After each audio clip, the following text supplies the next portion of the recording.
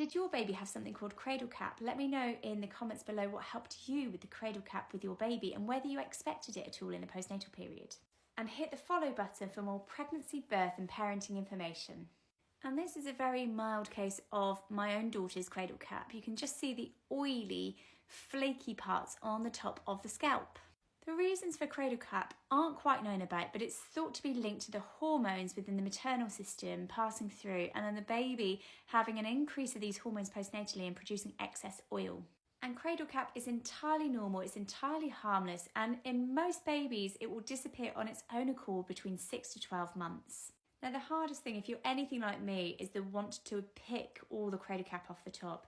It's really important that you don't do that, because actually by picking that, you can actually increase the chance of infection appearing in these areas. There are safer ways to be able to remove cradle cap and to help improve the look of it aesthetically. What you can do though is apply some gentle moisturiser to the top of your baby's head, let it soak in for a little while, and then once it's all softened, you can use a soft bristle brush to be able to get the cradle cap off of the baby's head.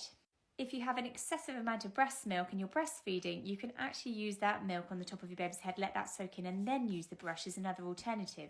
It is important though not to use olive oil because it can increase the chance of eczema, not to use peanut oil, not to use any adult products on your baby's skin.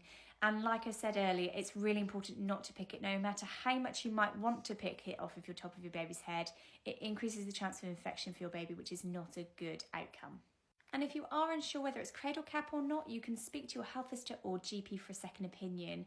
If you have got cradle cap all over your baby's body, if there's any crusts that are bleeding or leaking fluid, or it looks like any of the affected areas of cradle cap are swollen, please get in touch with your GP and get an individual assessment done on your baby. Even if you do nothing for the cradle cap, usually within 6 to 12 months it will disappear on its own accord.